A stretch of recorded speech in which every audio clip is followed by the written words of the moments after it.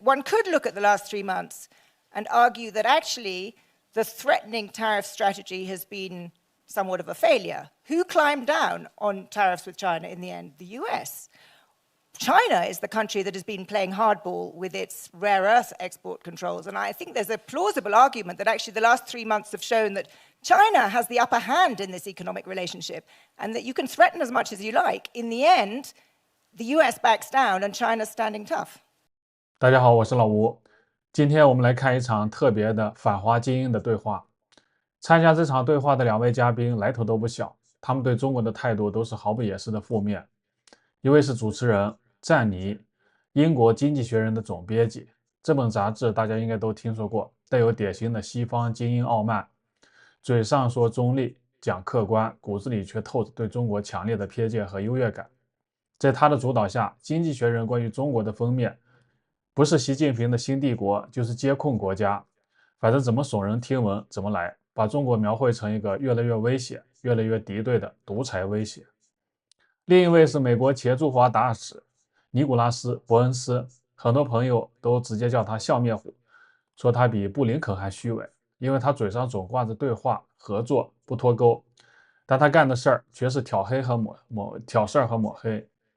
他当驻华大使那几年，经常坐高铁在中国溜达，不是这边吃饭就是那边喝茶，表面上搞民间交流，实际上是到处拱火，拉人搞小圈子，从新疆、西藏到台湾，哪儿敏感他就碰哪儿，哪儿有事儿他就插一脚。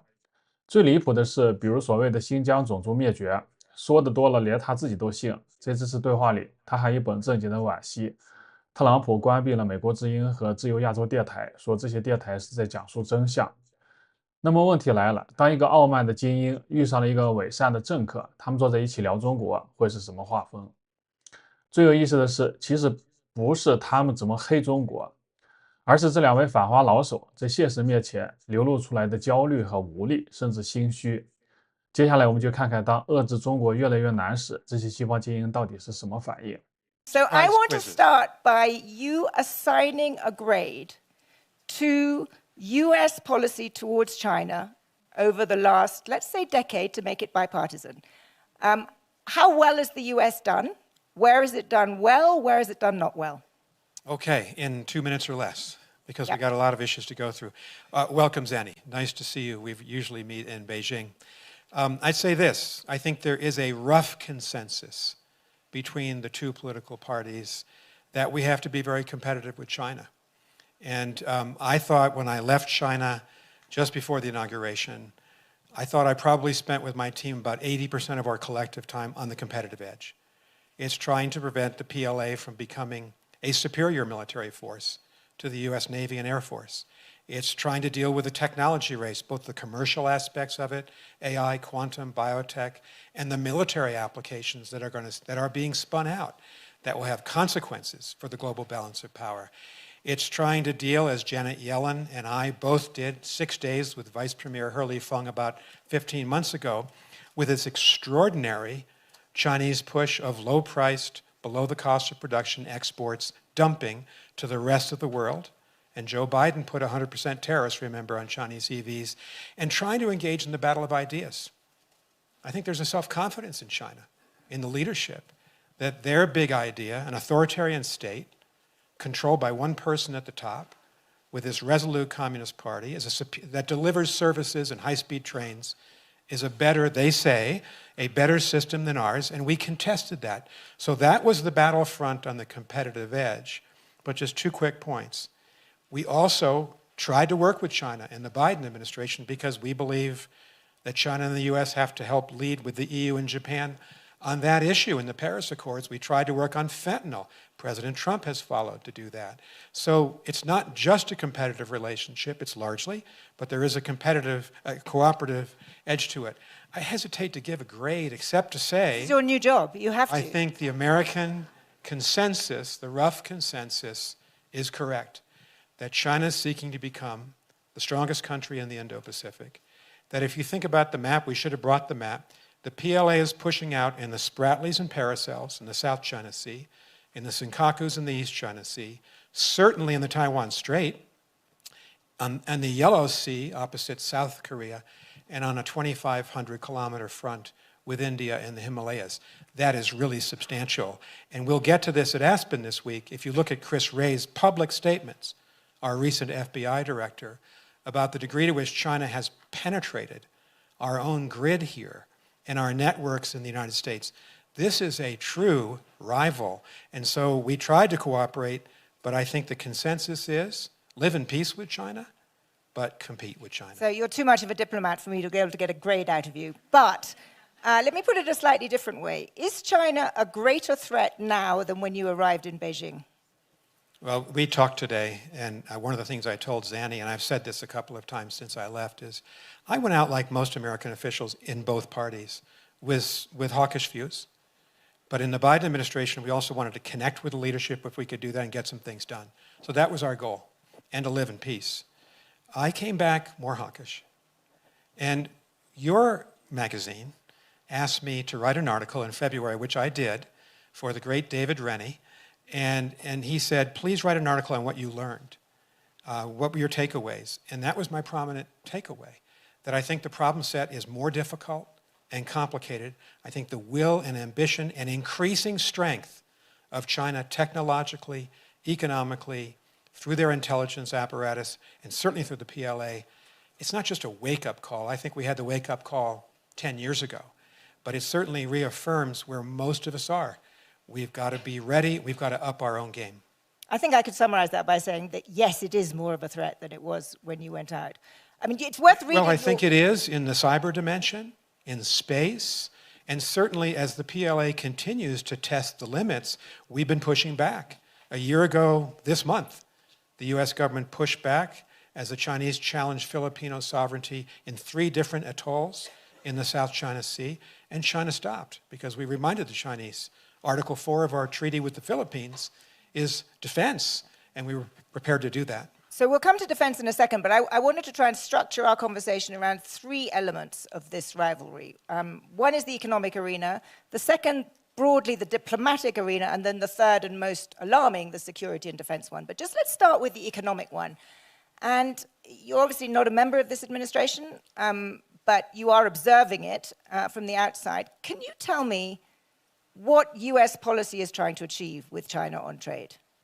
You know, I think it's actually, as I can understand President Trump, Vice President Vance, and Secretary Bessent, I think they're trying to do in some ways, maybe with a different order of priorities, what we were trying to do in the Biden administration. Here's what we were trying to do. I think both administrations have said we do not want to see a decoupling of the 2 largest economies in the world.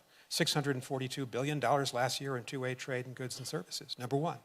But that we had to restrict certain national security dual-use technologies that we don't want to end up helping the PLA to overtake the U.S. military. I think there's an agreement on that.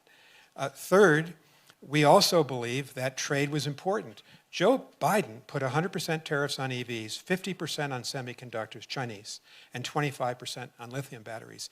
I wouldn't have counseled 145% in April, but I got to tell you, I think President Trump is right to be tough-minded, to push a tough deal. I think Secretary Bessent has been impressive in his discussions with He Feng, the vice premier, who's a very close associate of President Xi and is really the overall coordinator of economic policy.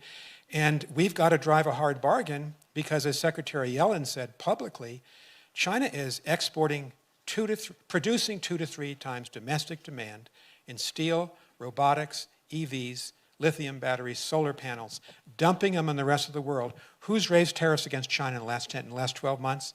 India, Turkey, South Africa, Brazil, Colombia, Mexico, the US, Canada, and Europe.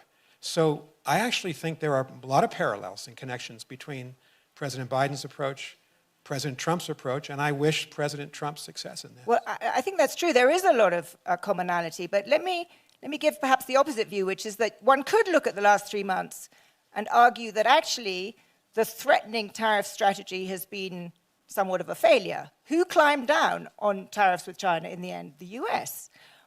China is the country that has been playing hardball with its rare earth export controls. And I think there's a plausible argument that actually the last 3 months have shown that China has the upper hand in this economic relationship and that you can threaten as much as you like. In the end, the US backs down and China's standing tough.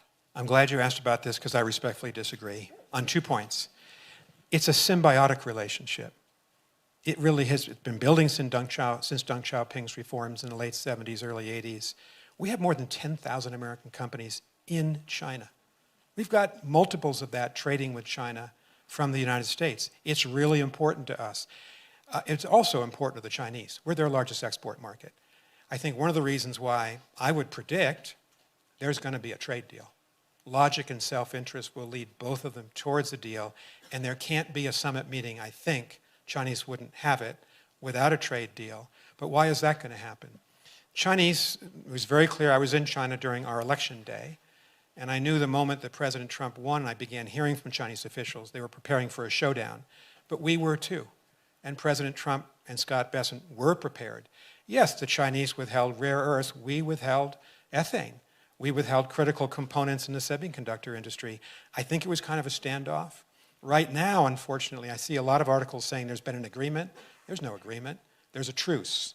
But the truce, I think, will lead both sides to climb down eventually, not at 0% tariffs. I can't imagine taking President Biden's 100% tariffs on EVs off, given BYD. So I guess I see it a little differently. But what is this, and you would expect this from me as someone who runs a magazine that fights for free trade, but I'm still trying to understand what the strategic purpose of this deal would be. What would be the definition of success in a deal with the Chinese?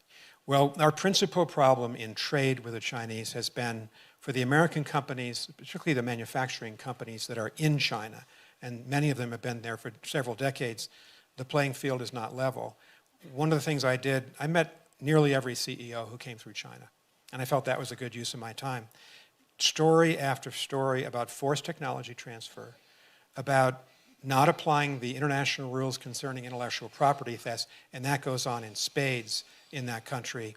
And I think President Trump has been talking about that and trying to make sure that at the end of any deal, there might be a better way for American companies to be competitive. And what I don't know, and I think what none of us know, is will the reciprocal tariffs that President Trump has put down in almost every country in the world, will they be the new baseline in U.S.-China trade? We don't know that yet. But, you know, since President Trump has put a lot of effort into this, and he's also talked more positively about his personal relationship with President Xi, and you'll notice that Secretary Rubio had what he said was a positive and constructive meeting with Foreign Minister Wang Yi last week in Malaysia. I think we're seeing a creeping path towards some kind of a deal. Don't know the outlines, but that would be the prediction. That may well be the case, that you have a deal. But if you sort of zoom out a bit and you look at China, and we've had these conversations every time I came to Beijing, you know, to simplify somewhat, 2 years ago or 3 years ago when the two sides were not talking to each other, it really did feel as though we were on the drumbeat towards some kind of conflict. This time, when I was there in March, after the inauguration, before Liberation Day, my sense was from Chinese interlocutors, firstly, I was stunned by the number of Chinese officials who said to me, what is happening in Washington reminds them of the Cultural Revolution. And there were so many of them, and I felt there had to be some kind of a sort of official sanction that they were allowed to say this. But secondly, that they felt the approach and the tariff-based approach was going to, quote, make China great again, because it was going to accelerate China's push towards domestic consumption and China's push into high-end manufacturing. And if you look at the industries of the 21st century, whether it's clean energy, whether it's high-end manufacturing, China is, in many ways, streets ahead of the US. I mean, you've been there, you've seen it. How much does that worry you? And how much is this tariff policy the appropriate way for the US to retain its economic lead? Well, let me just talk about the tariff policy towards China. I think that's your question. I think President Trump is right to be tough-minded. I see him heading for a deal with China. Now, on the rest of it, these global reciprocal tariffs, I actually supported what President Obama and his U.S. trade rep Mike Froman proposed in 2015-16, and that is a big free trade deal in the Indo-Pacific, and you see the consequences of that. China is the leading trade partner of 120 countries in the world, all of Southeast Asia, all of Central Asia, parts of South Asia, nearly all of Sub-Saharan Africa. And as we were flying into Lima, Peru for President Biden's last summit meeting on November 15th of 24, the New York Times had this extraordinary color-coded map. In 2002, the United States was the lead trade partner of every country in South America. In 2024, China was a leading trade partner. Clearly, there's got to be a reflection. I know it's not fashionable in an era of industrial strategy and also of protectionism to say, we've got to look again at free trade, but China is outpacing us. And with that trade, and with $1 trillion spent, and that's the rough estimate of the Belt Road Initiative from 2012 to 24, China has enormous clout in the global south. One of the questions Zanny asked me earlier today is, what do you regret? And I think what we should regret, the United States, is the loss of influence and even competitiveness in the vast global south. I'll just give you one example. The Chinese locked up 1 million Uyghurs in Xinjiang province between 2017 and 2019. And the party secretary of Xinjiang told 2 of my European ambassadors this past autumn that they had done that. They're now trying to cover it up. We, the Europeans, the Japanese, the Australians, the New Zealanders and Americans, Canadians, tried to take China to the UN Human Rights Council and shine a bright light. And guess what? We didn't have the votes. Why didn't we have the votes? Because Belt Road, because of trade, whether it's the indebtedness or the gratitude, frankly, in some cases, of some of these countries. And I worked with all the Arab ambassadors. Not a single one of them stood up for the Uyghur population. So you see the clout that China has. Do I regret that? Absolutely. Because I believe our system's better. I know our values are stronger. I don't want to see the Communist Party of China have this kind of influence in our hemisphere. That gets to the second area. So we've I think, respectfully disagreed a little bit on economics. Let's turn to diplomacy, where, as you say, China has gained influence, I think, in the global south, just as the US has lost. How important is that arena? And do you think China wants to create a different kind of global system of which it is the hegemon, or does it have a different approach? So there's one story or fact to illustrate this. Every year, I was in China until the middle of January, and Foreign Minister Wang Yi went to Africa the week I left. It was the 35th consecutive year that the Chinese foreign minister, whoever that person is, went symbolically to Africa first as the year began. That's powerful. I was in Beijing last October when President Xi invited 54 heads of government from sub-Saharan Africa. 53 came. He had 33 bilateral meetings in 4 days. You have to put the effort in and the time in. We need to do that. But let me just say something else about the Chinese. I think they were threatened, and I felt it in my bones as I talked to them over the last couple of years by the fact that President Biden strengthened our alliance with Japan, with South Korea, with Thailand, our security partnership with India, our alliance, treaty alliance with Australia, and there are a lot of European officials here tonight, the incredible relationship that we had, that President Biden had with Ursula von der Leyen. And we have our great, Julie Smith, our great ambassador to NATO here, who worked that end of it as I was working the China end of it. We had a consensus on many of these issues about how to push back against China, as well as work with it, from the EU and NATO, as well as the Indo-Pacific allies. The Chinese felt threatened. What did they try to do? They tried to build the BRICS up. The only problem is the BRICS operate by consensus, and India's in it. And they've now got Ethiopia and Saudi Arabia and the Emirates. They don't always think, sometimes they're with China, sometimes they're not. The BRICS isn't a competitor to this incredible alliance system that every president has built up since the Second World War. And I've said some supportive things of President Trump, and I meant them. Here's my criticism. You can't question the sovereignty of Denmark about Greenland. You can't contest the whole national history of Canada. Our great friend and neighbor, I would say beloved, I'm from New England, we're neighbors. And you can't make our allies feel subservient to the United States. And I think right now, I'm just reading the way you are. I'm trying to talk to a lot of people. U.S.-Japan tensions on trade, U.S.-South Korean tensions. We're somehow reviewing The AUKUS agreement, Michael Fullylove is here. I hope he speaks this week. He's really smart, from the Lowy Institute in Sydney on this, and we talked about it today.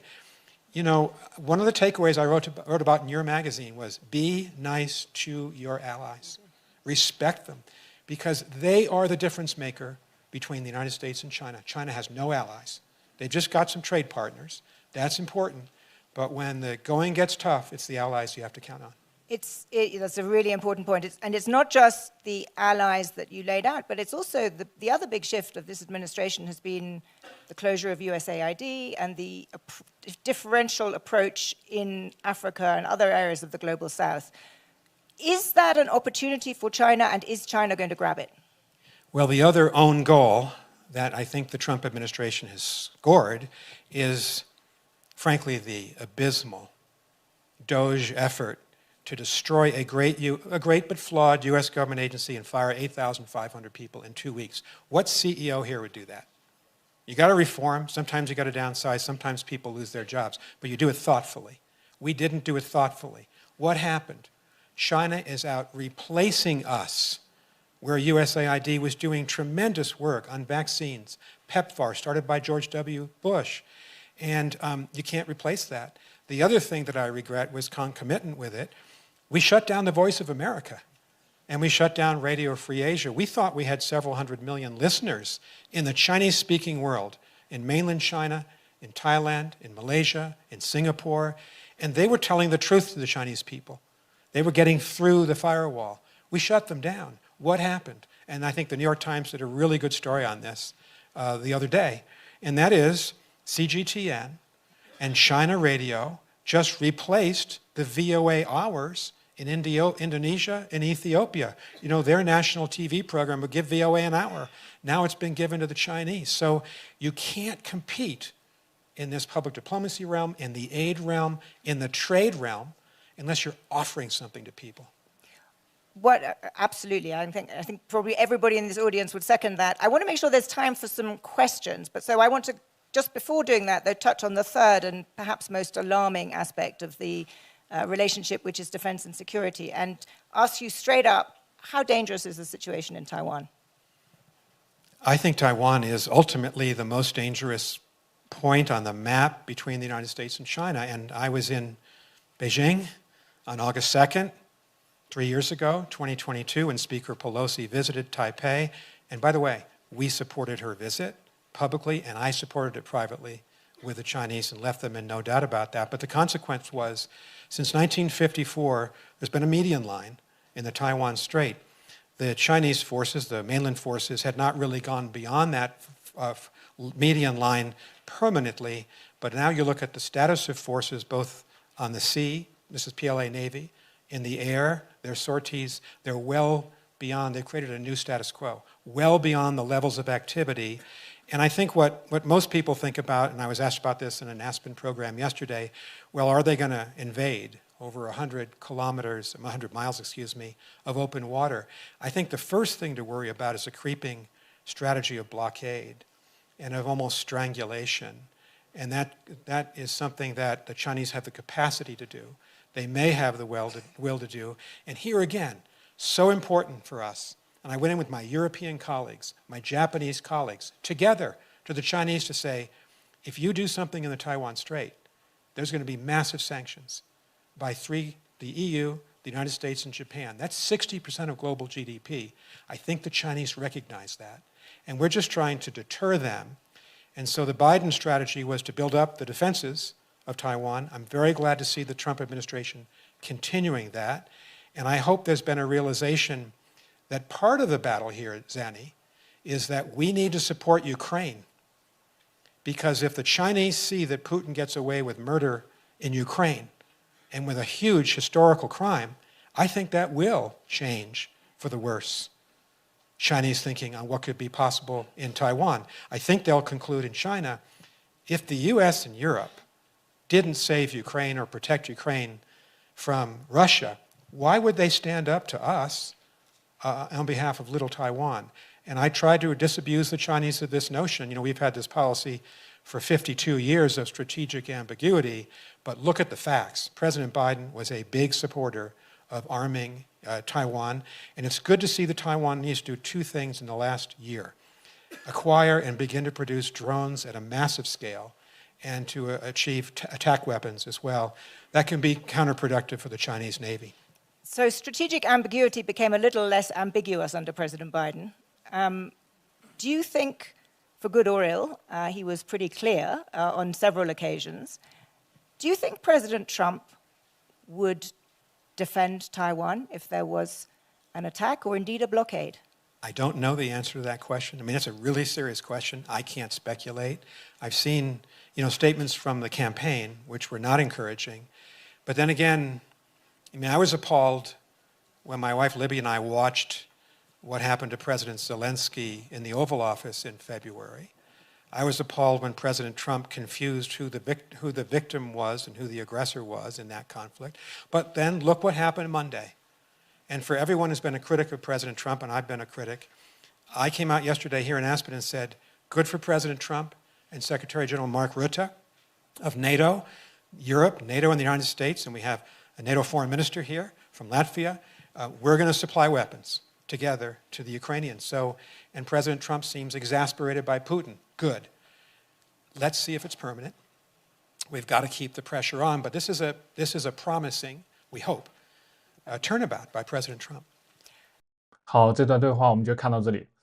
我感觉与其说这是一场关于中国的讨论，不如说这是西方精英面对一个无法撼动的中国时，一次充满焦虑和无奈的内部复盘。